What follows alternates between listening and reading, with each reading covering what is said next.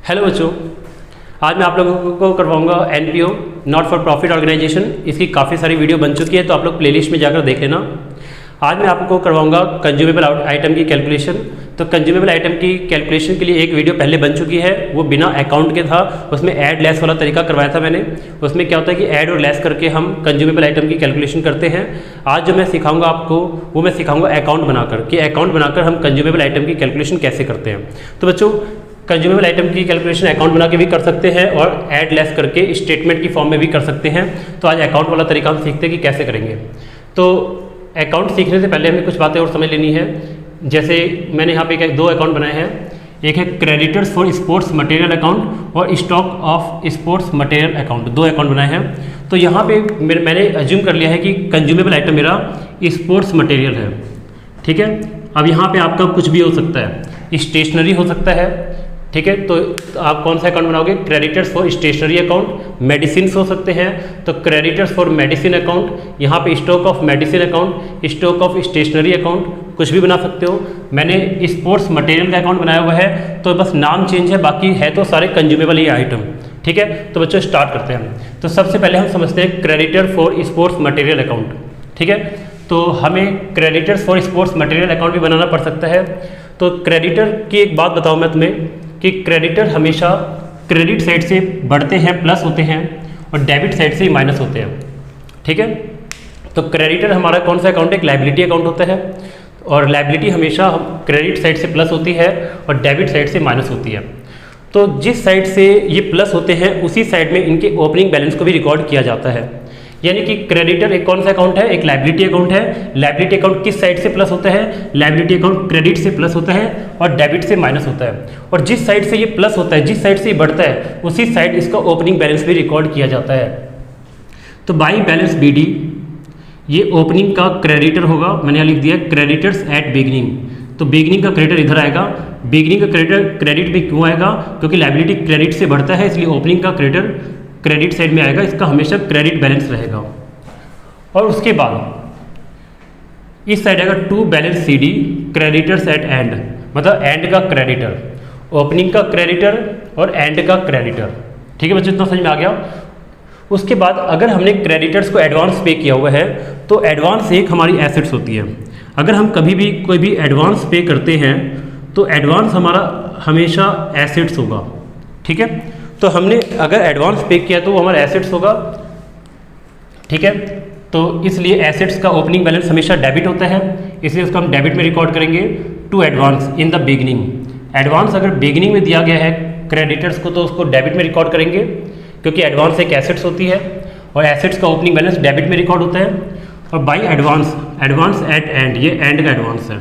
And का advance इस side record होगा। जहाँ पर ओपनिंग बैलेंस रिकॉर्ड होता है, उसके अपोजिट साइड में ही उसका क्लोजिंग बैलेंस भी रिकॉर्ड होता है। तो बिल्कुल सिंपल है, बाई बैलेंस BD और टू बैलेंस CD, ओपनिंग का क्रेडिटर और क्लोजिंग का क्रेडिटर।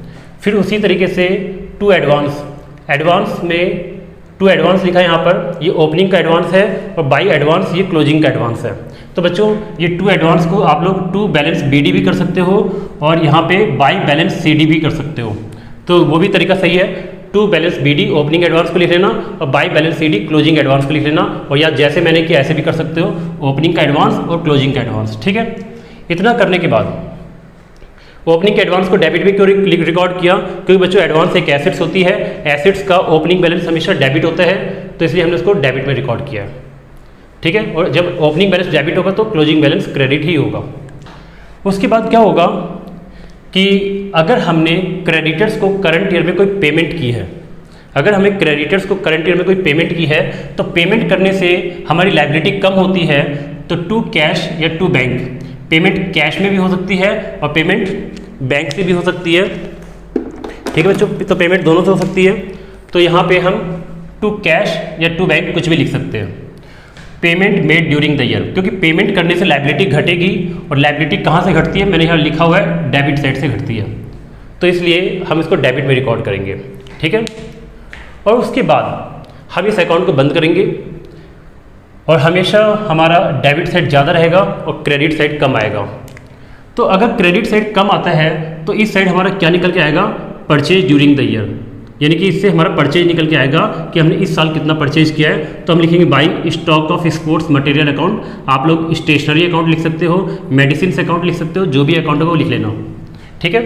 तो यहाँ से क्या निकल के आएगा, परचेज। हमने इस साल कितना परचेज किया है, और ये कौन सा परचेज निकल के आएगा, ये क्रेडिट परचेज निकल के आएगा। मैं लिख भी देता हूँ कौन सा परचेज निकल के आएगा, क्रेडिट परचेज, ठीक है।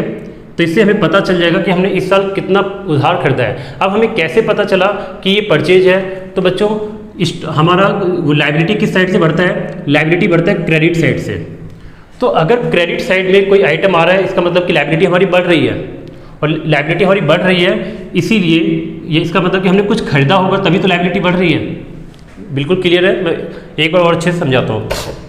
देखो बच्चों, हम बना रहे क्रेडिटर्स अकाउंट। क्रेडिटर्स एक लायबिलिटी अकाउंट है जो क्रेडिट साइड से बढ़ता है और डेबिट साइड से कम होता है। तो जिस लायबिलिटी हमेशा क्रेडिट से बढ़ेगा तो इसका ओपनिंग बैलेंस क्रेडिट में रिकॉर्ड होगा, by balance BD opening balance, और to balance CD closing balance. Closing balance opening के अपोजिट होता है। और एडवांस एक एसेट्स होती है। अगर हमने क्रेडिटर को ओपनिंग में एडवांस दिया है तो टू एडवांस, एडवांस एक एसेट्स है, एसेट्स का ओपनिंग बैलेंस डेबिट होता है, और बाई एडवांस ये एंड का एडवांस है, और क्लोजिंग बैलेंस क्रेडिट होता है। इतना करने के बाद अगर हमने अपने क्रेडिटर्स को इस साल कुछ पेमेंट की है तो डेबिट में आएगा टू कैश या टू बैंक नाम से। डेबिट में क्यों आएगा, क्योंकि पेमेंट करने से लायबिलिटी घटेगी और लायबिलिटी डेबिट से घटती है। मैंने देखो डेबिट में माइनस का निशान लगा रखा है, तो लायबिलिटी डेबिट से घटती है, इसलिए हम कोई भी पेमेंट करेंगे अपने क्रेडिटर्स को तो लायबिलिटी घटेगी, और लायबिलिटी घटेगी तो हम उसको डेबिट में ही रिकॉर्ड करेंगे। उसके बाद अगर हम अकाउंट को बंद करें तो हमारा डेबिट साइड ज़्यादा आ रहा है और क्रेडिट हमारा कम आ रहा है, इस साइड डिफरेंस आ रहा है। अगर इस साइड डिफरेंस आ रहा है तो मतलब कि क्रेडिटर्स हमारे बढ़ रहे हैं।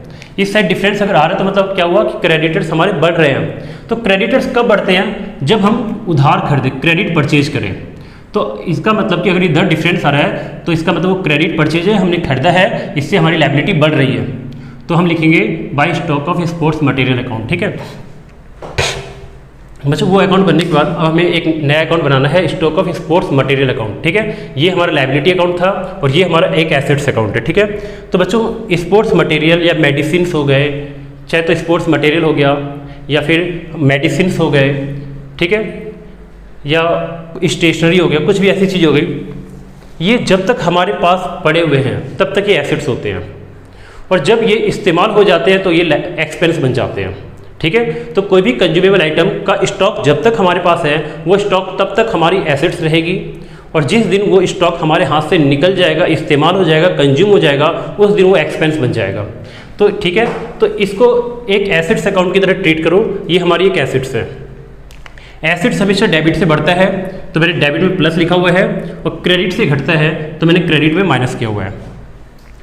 तो मैंने थोड़ी देर पहले ही बताया था कि जिस साइड से बढ़ता है वही साइड ओपनिंग बैलेंस भी आता है। तो एसेट्स हमेशा डेबिट से प्लस होता है तो इसका opening balance to balance BD इधर रिकॉर्ड होगा। ये ओपनिंग बैलेंस है। ओपनिंग का स्टॉक यानी हमारे पास ओपनिंग स्टॉक जो भी है वो इधर आएगा। मैं लिख भी देता हूँ ओपनिंग स्टॉक, ठीक है। और उसके बाद क्लोजिंग स्टॉक इस साइड आएगा, ये है क्लोजिंग स्टॉक, ठीक है। तो ओपनिंग स्टॉक डेबिट में आएगा क्योंकि एसेट्स है, तो टू बैलेंस BD और by balance CD closing stock आ जाएगा। इतना करने के बाद मैंने क्या कहा था, ये हमारा स्टॉक हमारा एक एसेट्स है। अगर हम करंट ईयर में कुछ कैश परचेज करते हैं या बैंक से परचेज करते हैं तो इससे हमारा स्टॉक और बढ़ेगा तो हम इधर लिखेंगे प्लस साइड में लिखेंगे टू कैश या टू बैंक। ये प्लस साइड होता है, वो माइनस साइड है। तो अगर हमने करंट ईयर में कोई स्टॉक खरीदा है यानी कि स्पोर्ट्स मटेरियल कुछ भी खरीदा है तो डेबिट में रिकॉर्ड होगा क्योंकि इससे हमारा स्टॉक बढ़ेगा, प्लस होगा। तो टू कैश अकाउंट या टू बैंक अकाउंट यहाँ लिखेंगे कैश परचेज। बात समझ में आई? फिर से देख लो, स्टॉक अकाउंट बना रहे हैं। Opening stock, closing stock. Opening इसलिए डेबिट में इसलिए लिखा क्योंकि एसेट्स है, एसेट्स हमेशा डेबिट में रिकॉर्ड होती है। उसके बाद अगर हमने कुछ करंट ईयर में परचेज किया वो भी डेबिट में रिकॉर्ड होगा क्योंकि इससे स्टॉक बढ़ेगा। और अगर हमने क्रेडिट में परचेज किया, देखो यहाँ पे by stock of sports material, ये क्रेडिट परचेज था। तो अगर हम क्रेडिट में परचेज करेंगे तो भी स्टॉक हमारा बढ़ेगा, तो ये चीज़ यहाँ ट्रांसफ़र हो जाएगी। ठीक है बच्चों, ये चीज़ यहाँ पे ट्रांसफ़र हो जाएगी क्योंकि हमने इस अकाउंट से हमें पता चला कि हमने उधार कितना खरीदा था। तो जो हमने उधार खरीदा था इससे भी हमारा स्टॉक बढ़ेगा, तो इसको भी हम डेबिट में लिखेंगे to creditors for sports material, bracket में लिख देंगे क्रेडिट परचेज। ठीक है, इस अकाउंट से हमारा क्रेडिट परचेज निकला था, और क्रेडिट परचेज करेंगे तो भी स्टॉक बढ़ेगा हमारा, कैश परचेज से भी स्टॉक बढ़ेगा। तो ऊपर कैश परचेज रिकॉर्ड हुई है, इससे स्टॉक बढ़ गया था, इसलिए डेबिट में लिखा था, और यहाँ से क्रेडिट परचेज निकल के आया है, तो क्रेडिट परचेज यहाँ ट्रांसफर होगा, और क्रेडिट परचेज से भी स्टॉक हमारा बढ़ेगा। स्टॉक बढ़ेगा तो डेबिट करना है, इस बात को ध्यान रखना। तो to creditors for sports material, credit purchase, इससे स्टॉक हमारा बढ़ेगा। और फिर उसके बाद हम डेबिट में से क्रेडिट घटाएंगे, ठीक है। तो इससे पता चल जाएगा हमें कि कितना मटेरियल हमारा कंज्यूम हो गया, यानी कि ओपनिंग में कितना स्टॉक था, कैश में कितना परचेज किया, क्रेडिट में कितना परचेज किया, और क्लोजिंग जो होगा उसको माइनस कर देंगे। तो क्लोजिंग माइनस करने के बाद हमें पता चल जाएगा कि कितना मटेरियल इस साल हमारा इस्तेमाल हो गया, कितना मटेरियल हमारा कंज्यूम हो गया, और जितना मटेरियल कंज्यूम होगा वो इनकम एंड एक्सपेंडिचर अकाउंट में ट्रांसफर हो जाएगा, ठीक है बच्चों। तो अब एक सवाल करते हैं इसके ऊपर, मैं क्वेश्चन रीड कर रहा हूँ, ठीक है, आप लोग स्क्रीन के ऊपर देखो। इसमें लिखा from the following information of a not for profit organisation show the sports material items in the income and expenditure account. क्या रखा, इनकम एंड एक्सपेंडिचर अकाउंट में बनाकर दिखाओ, कैसे दिखाएंगे इसको। For the year ended 31 March 2009 and balance sheet. और question में कहा गया बैलेंस शीट भी बनाओ, तो बैलेंस शीट हम नहीं बनाएंगे इसमें, क्योंकि मेरे को सिर्फ कैलकुलेशन सिखानी है, ठीक है। इसमें बैलेंस शीट भी बोला हुआ है 2008 और 2009 का बनाने के लिए। और फिर उसके बाद हमें लिखा हुआ यहाँ पे स्टॉक ऑफ स्पोर्ट्स मटेरियल, दो डेट है, एक 31 मार्च 2008 है, एक 31 मार्च 2009 है, 2200 और 5800 रुपये का। तो ये ओपनिंग स्टॉक और क्लोजिंग स्टॉक है। Creditors for sports material, opening का 7800 रुपये है और क्लोजिंग का 9200 रुपये है। Advance to supplier for sports material, opening में एडवांस हमने दिया है 15,000 रुपये का और क्लोजिंग का एडवांस 25,000 रुपये का है। आगे लिखा payment to supplier for sports material during the year was 1,20,000, 1,20,000 रुपये का हमने पेमेंट किया है करंट ईयर में अपने क्रेडिटर्स को। There was no cash purchase made, और क्वेश्चन में लिखा कोई कैश परचेज नहीं किया गया। तो बच्चों स्टार्ट करते हैं इसको। सबसे पहले हम ऊपर का क्रेडिटर अकाउंट बना लेते हैं। तो क्रेडिटर अकाउंट में ओपनिंग का क्रेडिटर 7800 रुपये का है, 7800 का। तो टू बैलेंस BD, यहाँ पर हम लिखेंगे 7800 का ओपनिंग क्रेडिटर। उसके बाद क्लोजिंग का क्रेडिटर है 5800, क्लोजिंग का क्रेडिटर 9200। तो टू बैलेंस CD, ये क्रेडिटर एट एंड है, ये है 9200। तो बच्चों मैंने यहाँ पे ओपनिंग का क्रेडिटर और क्लोजिंग का क्रेडिटर दोनों लिख दिया। उसके बाद आगे लिखा है advance to supplier for material sports material 15,000। Opening में एडवांस हमने 15,000 रुपये का दिया है, वो यहाँ लिख दिया। और आगे लिखा है एंड में एडवांस 25,000 रुपये का है, तो एंड का एडवांस यहाँ लिख दिया 25,000 रुपये। इतना करने के बाद पेमेंट हुई है क्या क्रेडिटर्स को चेक करो। सबसे लास्ट में लिखा है payment to supplier for sports material during the year 1,20,000, 1,20,000 रुपये की हमने अपने क्रेडिटर्स को पेमेंट भी की है। अब बच्चों क्या है, अब हमें इससे पता चल जाएगा कि हमने उधार कितना खरीदा है। तो इस साइड का टोटल है आ रहा है 1,44,200, 1,44,200 रुपये का, 1,44,200 रुपये का हमने, ये हमारा टोटल डेबिट साइड आ रहा है। और डेबिट में से क्रेडिट को घटाएंगे तो 1,11,400 आ रहा है, 1,11,400।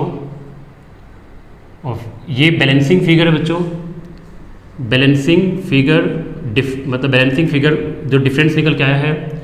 उसके बाद दोनों साइड बराबर कर देंगे 1,44,200, ठीक है बच्चों। तो ये हमारा बन गया क्रेडिटर अकाउंट। और क्रेडिटर अकाउंट को बना के हमें पता चल गया कि हमने उधार कितने का खरीदा है, 1,11,400 रुपये का हमने उधार खरीदा है, ठीक है। बिल्कुल क्लियर है बच्चों, बिल्कुल सिंपल सा टॉपिक है ये।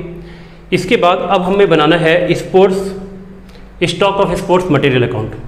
तो अगर हम stock of sports material account बनाएंगे तो देख लेते हैं कि ओपनिंग का स्टॉक कितना है। ओपनिंग का स्टॉक 2,200 रुपये का है, तो to balance BD opening stock और क्लोजिंग स्टॉक कितने का है 5800 रुपये का है, तो बाई बैलेंस CD ये 5800 का क्लोजिंग स्टॉक हो गया। उसके बाद कैश परचेज क्वेश्चन में दिया नहीं है तो कैश परचेज की जगह खाली छोड़ देते हैं, कैश परचेज क्वेश्चन में दिया नहीं है। और क्रेडिट परचेज हमने इस अकाउंट को बना के निकाला है, तो क्रेडिट परचेज 1,11,400 आया है, वो इधर से इधर ट्रांसफर होगा 1,11,400 क्रेडिट परचेज। तो इस अकाउंट से 1,11,450 निकला वो यहाँ पे ट्रांसफर हो जाएगा। ठीक है, ट्रांसफर क्यों हो रहा है? क्योंकि हमने उधार खरीदा, उधार खरीदे से हमारे स्टॉक बड़े हैं, स्टॉक डेबिट से बढ़ता है इसलिए डेबिट में रिकॉर्ड हो गया। और लिखेंगे to creditor for sports material account, क्योंकि ये creditor for sports material account से ही ट्रांसफर होकर आया है। इसके बाद इस अकाउंट का टोटल कर लेंगे, 1,13,600 आ रहा है, 1,13,600। ठीक है, 1,13,600 में से इसको घटा देंगे 5800, तो यहाँ पर 1,07,800 आ रहा है, 1,07,800, 1,07,800 ये बैलेंसिंग फिगर है बच्चों। ठीक है, और फिर टोटल कर देते हैं 1,13,600। तो देखो मैं फिर से एक बार समझाता हूँ, समझ लो इस बात को। हमने क्रेडिटर्स अकाउंट बनाया, क्यों बनाया? क्योंकि हमारे पास क्रेडिट परचेज नहीं थी, तो इससे हमें क्रेडिट परचेज मिल गया और क्रेडिट परचेज को यहाँ ट्रांसफ़र कर दिया। यहाँ पे ट्रांसफ़र करने के बाद कैश परचेज क्वेश्चन में दिया हुआ नहीं था, तो इस अकाउंट को बना के हमें पता चला कि कितना मटेरियल हमने कंज्यूम किया, और ये इसका मतलब कि हमने 1,07,800 रुपये का मटेरियल कंज्यूम कर लिया, और ये चला जाएगा इनकम एंड एक्सपेंडिचर अकाउंट में। ठीक है बच्चों, अब क्वेश्चन में बोला है बैलेंस शीट बनाने के लिए, तो वैसे बैलेंस शीट खुद भी बना सकते हो। ठीक है, बैलेंस शीट अगर बनाओगे तो बता देता हूँ, बिल्कुल सिंपल सा है। ठीक है, ओपनिंग का जो क्रेडिटर है ये ओपनिंग की लायबिलिटी में चला जाएगा, क्लोजिंग का क्रेडिटर क्लोजिंग बैलेंस शीट की लायबिलिटी में चला जाएगा। ओपनिंग का एडवांस जो हमने दे रखा है क्रेडिटर को, तो ये ओपनिंग के एसेट्स में चला जाएगा, और क्लोजिंग का एडवांस क्लोजिंग के एसेट्स में चला जाएगा। ठीक है, स्टॉक की बात करें तो ओपनिंग स्टॉक ओपनिंग के बैलेंस शीट के एसेट्स में चला जाएगा, और closing stock closing balance sheet के एसेट्स में चला जाएगा। ठीक है बच्चों, तो इसी तरीके से बैलेंस शीट बन जाएगी। और बाकी अभी बैलेंस शीट पे ध्यान मत दो, अभी सिर्फ इसको सीखने पे ध्यान दो, बैलेंस शीट छोड़ दो, बैलेंस शीट तो अपने आप बाद में समझ में आ जाएगी। तो बच्चों ये तो हो गया। अब इसी क्वेश्चन को मैं सोच रहा हूँ कि आप लोगों को स्टेटमेंट फॉर्म में करवा दूँ, क्योंकि बहुत से बच्चों को अकाउंट वाला तरीका सूटेबल नहीं लगता। तो जिन बच्चों को अकाउंट वाला तरीका सूटेबल नहीं लगता वो बच्चे देख लें कि इसको स्टेटमेंट की फॉर्म में कैसे करेंगे। ठीक है, तो बच्चों मैं इसको मिटा रहा हूँ। ठीक है,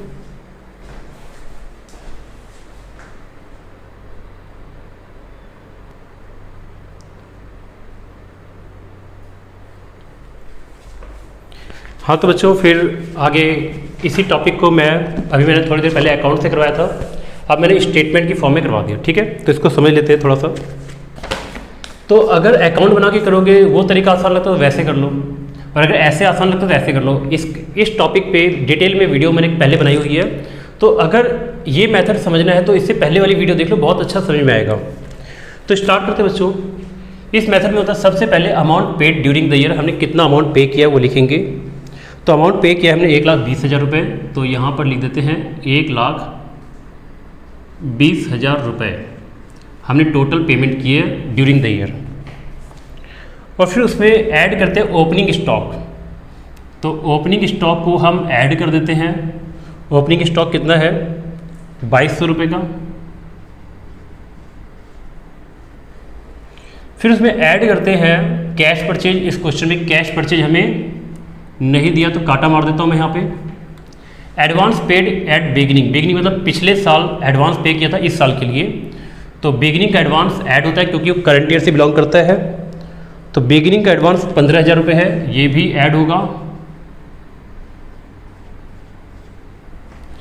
फिर माइनस करना फिर प्लस करना क्रेडिटर एट एंड। इस साल क्रेडिटर एट एंड का मतलब इस साल का क्रेडिटर कितना है, तो इस साल के सारे क्रेडिटर्स ऐड कर देंगे, क्योंकि बच्चों जब हम एंड का क्रेडिटर ऐड करेंगे और ओपनिंग का क्रेडिटर माइनस कर देंगे तो दोनों का डिफरेंस हमारा करंट ईयर का क्रेडिटर आ जाएगा। तो हम एंड के क्रेडिटर को क्या कर रहे हैं प्लस कर देंगे, क्योंकि इस साल से बिलोंग करते हैं वो। तो क्रेडिटर एट एंड 9,200 है, ये प्लस हो जाएगा। बिगिनिंग फिर उसके बाद माइनस करेंगे क्लोजिंग स्टॉक, तो क्लोजिंग स्टॉक 5800 है, ये माइनस कर देंगे। फिर माइनस करेंगे advance paid at end, current year में करंट ईयर एंड होता है, करंट ईयर के एंड में एडवांस पे किया तो ये नेक्स्ट ईयर के लिए होगा, ये माइनस हो जाएगा, इस साल का नहीं है। तो एडवांस एट एंड माइनस कर दो 25,000 रुपये।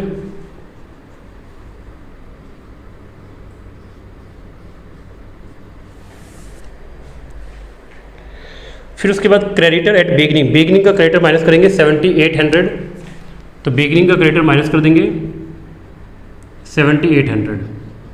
बच्चों इतना करने के बाद ये बिल्कुल इसी पे पुट कर देना है, आंसर आ जाएगा।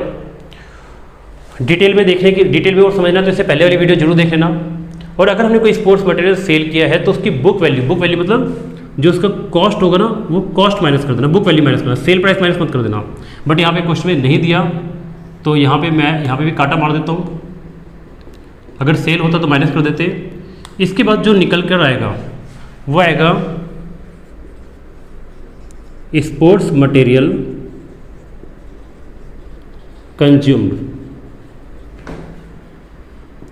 During the year. बच्चों इसकी कैलकुलेशन कर लेते हैं, कैलकुलेट कर लेता हूँ मैं इसको।